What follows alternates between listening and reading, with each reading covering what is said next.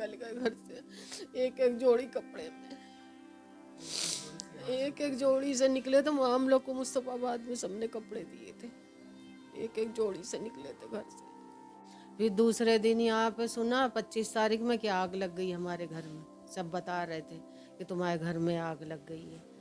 फिर जब आग लगी यहाँ पे तो यही क्या नाम है, फिर बाद 2-3 दिन के बाद हम लोग आए तो मेरा घर सब खुला पड़ा था, सारी सब कुछ लूट चुका था और जल चुका था सब ऊपर वाले कमरे में। सब इतनी तबाही हुई थी हमारी, जहाँ तक के हमारे बिस्तरे भी नहीं छोड़े थे। इतनी तबाही, कपड़े धोने की मशीन पूरी गिरस्ती से भर रहा था हमारा सब जल गए। सब LCD जल गई, बुलेट जल गई, 2-2 गाड़ी थी हमारी, वो भी सब जल गई, कुछ नहीं बचा था सामान जितना था। फॉर्म भरने के लिए तो लड़का गया था, वो जो यही क्या नाम है, बस उसी का भर पाया था फॉर्म हम तो, और तो बाकी उसी को बस पैसे मिल रहे थे।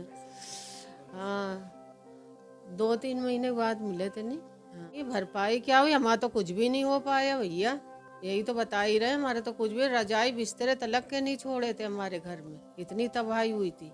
हाथ वाली मशीन थी, आज तक के मशीन नहीं मिल पाई, जहाँ फार्म भरते हैं वहाँ मशीन भी नहीं मिल पाती हमें कि चलो भाई यहाँ 2 पैसे का काम कर ले बच्ची है मेरी, तो वो भी नहीं हो पाता है यहाँ पे। फार्म तो भर भर के आ रहे हैं, अब मिल कुछ नहीं रहा है कहीं से भी, बेकार करके बस हम लोग के समझ लो जान बच गई, नहीं कुछ नहीं बचा है।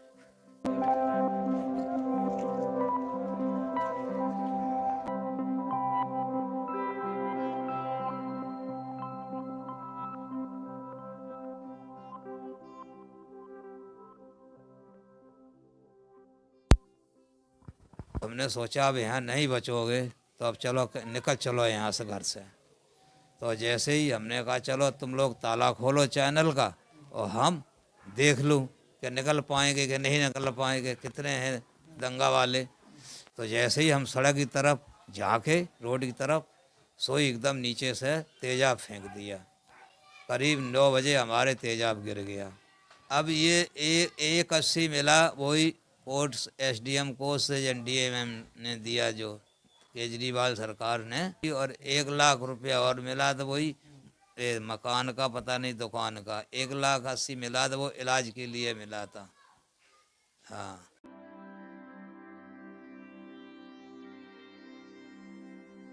परेशानी है, 1 साल हो गई, काम धंधा कुछ है नहीं।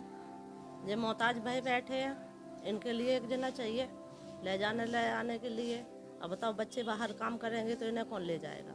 इन्हें तो हॉस्पिटल हर 8वें दिन, चौथे 5वें दिन ले जाने पड़ रहे हैं। पूरी साल हो गई है इनके पीछे चक्कर लगाते हैं, और परेशानी के अलावा है क्या। अब डरे का बच्चा डराए रहे, बूढ़े तो जब आते हैं कि चलो भैया बड़े समझदार हैं, बच्चा डराए रहे हैं कि जय श्री राम के नारे पे दिन बुआ तो आदमी जय श्री राम के नाम से खुश हुई दे तो बैठे हैं जय श्री राम। हाँ भैया मुस्के आए जय श्री राम कर लाई, आज जय श्री राम को नाम ले दे तो बच्चा उठ के भाग देते हैं।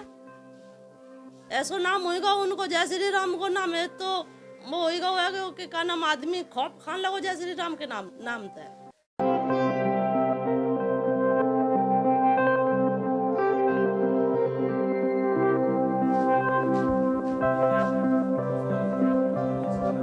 नॉर्मली है पहले की तरह, अब तो कुछ वक्त तक रहा था थोड़ा वैसा, ऐसा कुछ नहीं है अब तो।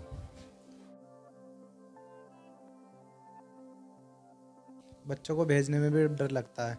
अब जैसे कि अभी जय श्री राम के नारे 2-3 बार रैली निकल चुकी है, तो बच्चे तो आवाज़ सुनते ही घबरा जाते हैं, क्योंकि उन्होंने सब कुछ ये माहौल होते हुए अपने आंखों के सामने देखा है।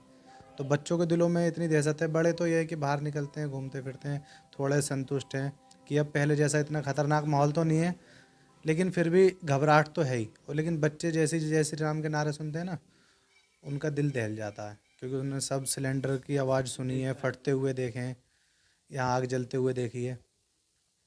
तो पहले जैसा माहौल तो अब बिल्कुल रहा नहीं है।